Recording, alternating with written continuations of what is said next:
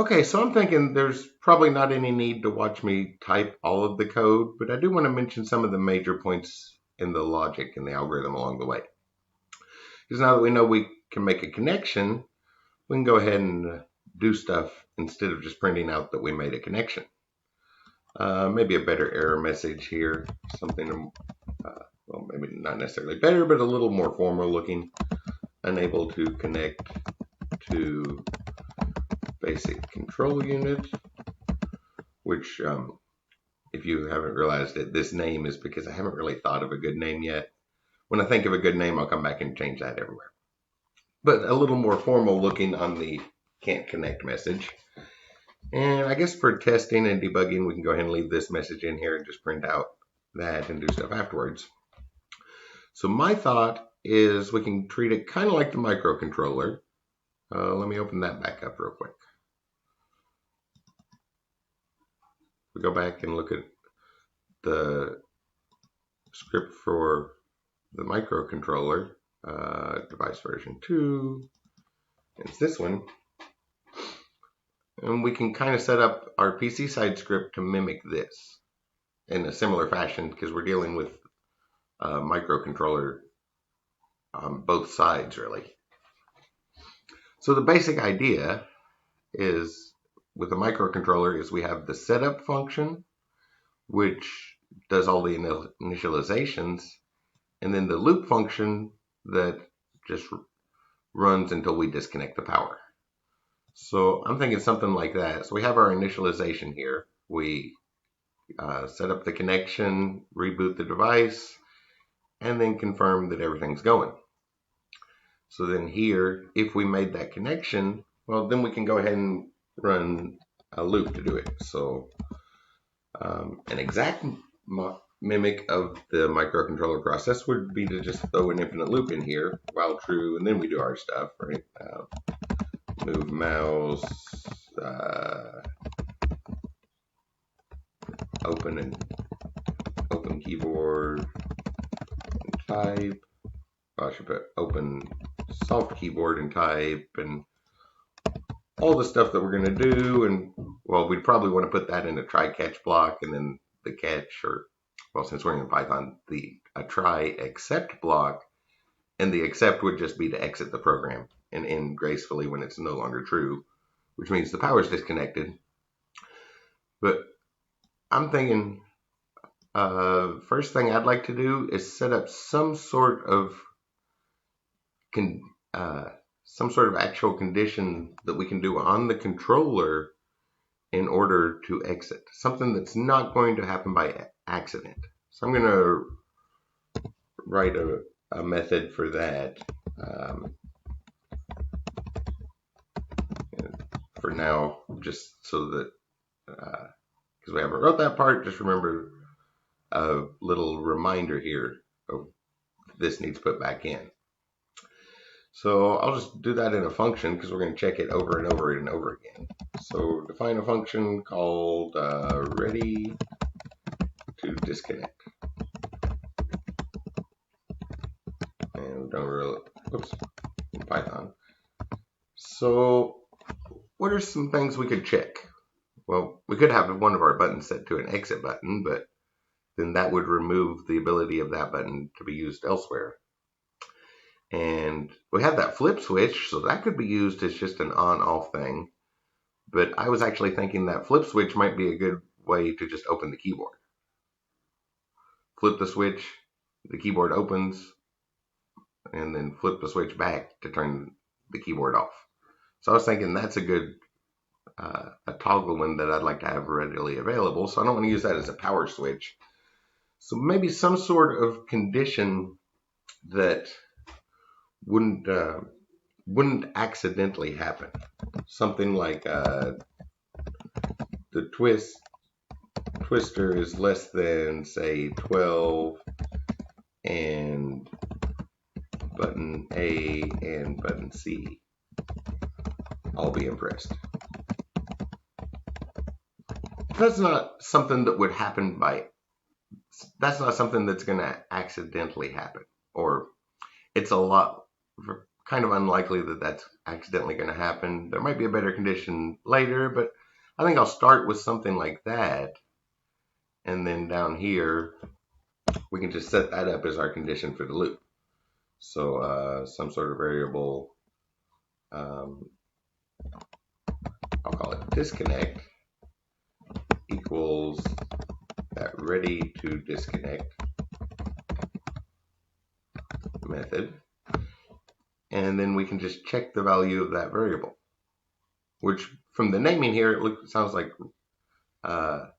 ready to disconnect is going to return a true when we're finished.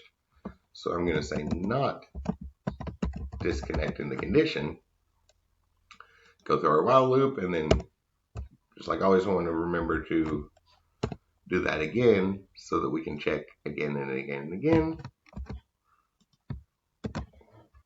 And that's my thoughts on how to keep this going. And then we'll just come up with a specific combination of the controls to say we're finished. And when we are finished, we will go ahead and end the program. So after that while loop, then we'll go ahead and end the program. Hopefully all that logic makes sense. So it's kind of like a microcontroller where we just initialize everything and then essentially run an infinite loop. Only we modified it slightly from just a basic infinite loop into a particular combination of buttons, and setting on the knob has to occur in order for the computer to know we are done using that as an input device. And then all the stuff in here is just going to be that PyAutoGUI thing. So like move relative to our previous location, clicks and scrolls and all of that. So I'll go ahead and type that stuff up. I just wanted to cover the big idea on the overarching logic in the algorithm, which is the loop of how we know when we're finished or not. That way we don't just run until we disconnect the power and let the program crash. We want a nice clean shutdown on it. So once we'll just, whatever goes on here, we just avoid a particular situation. And if for some reason this situation shows up, we can just, down here, we can just come up here and change it. So now I'm going to go ahead and type up the code, and then we'll talk about it afterwards. This is just that all the PyAutoGUI module stuff. So I'll type that up and then we'll talk about it afterwards. There's no need to watch me type every single letter there. Whoops, I almost forgot something kind of important in the basic logic here. We don't need this to happen at the full speed of the computer, at least not in this case. We might come up with a reason to do so later, but well, we can slow it down a little. When we get over to the game, using it as a game controller with video games, we'll probably be working at about 60 frames per second. Every once in a while, if games get big, we can slow that down to do more, so we don't get jumps and skips. But typically anymore, we set games to the default, and the game engine is going to be 60 frames per second. So we could go with that, or in this case, we could probably go a little bit slower since we're just moving the mouse around and typing. And so I'm going to go a little bit slower to start with. So we just need to pick some sort of speed. So here at the end of the while loop, every time, I'm going to put a little bit of a pause in there. So I'm just going to do the time.sleep method again. And well, we need to pick a starting point, and we can speed it up or slow it down as needed. So 60 frames per second is good for a game, but I don't think we need that much. 30 frames per second would work, or 40 frames per second makes the math easy. 40 frames per second or 25 frames per second. Let's try 25 frames per second and see how that goes. So that would be every 40 milliseconds. Make the math a little easier that way. So every 40 milliseconds, we'll do this again. So we'll go through all our movements and clicking on the keyboards and all of that stuff. and then we'll wait for 40 milliseconds and then go back through our loop. That way there's a pause. We don't necessarily need to do this at the full speed the computer can handle.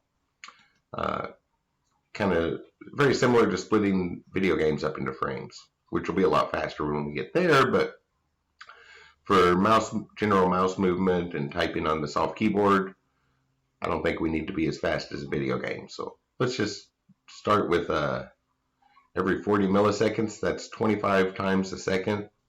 See how that goes, and we can speed it up or slow it down as needed.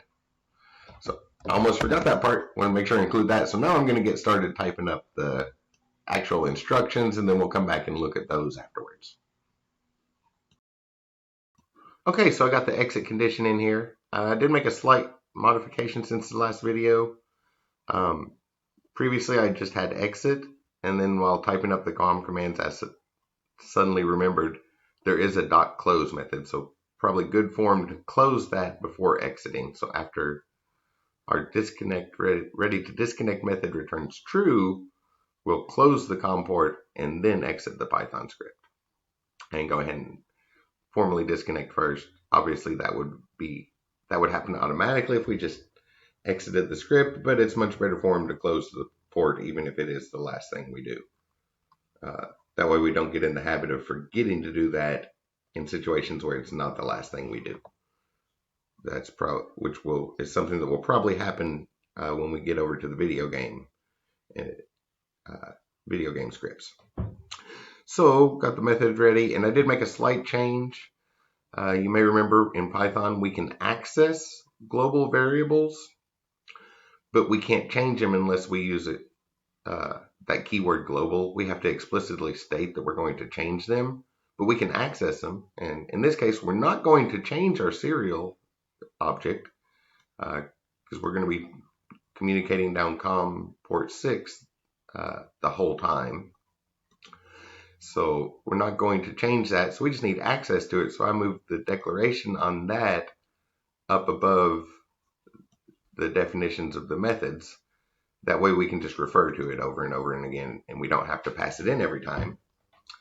Also, when I was testing this, originally I wrote 12, but one of the tests I missed turning it down all the way, trying to do it quickly. So I switched it up that a little, and the knob just has to be less than a quarter of the way basically now. A little less than a quarter. If it's less than 21, so to make that easy to say, I'm going to say a quarter of the way up, and button A and button C are both pressed, then we'll return true, otherwise returning false.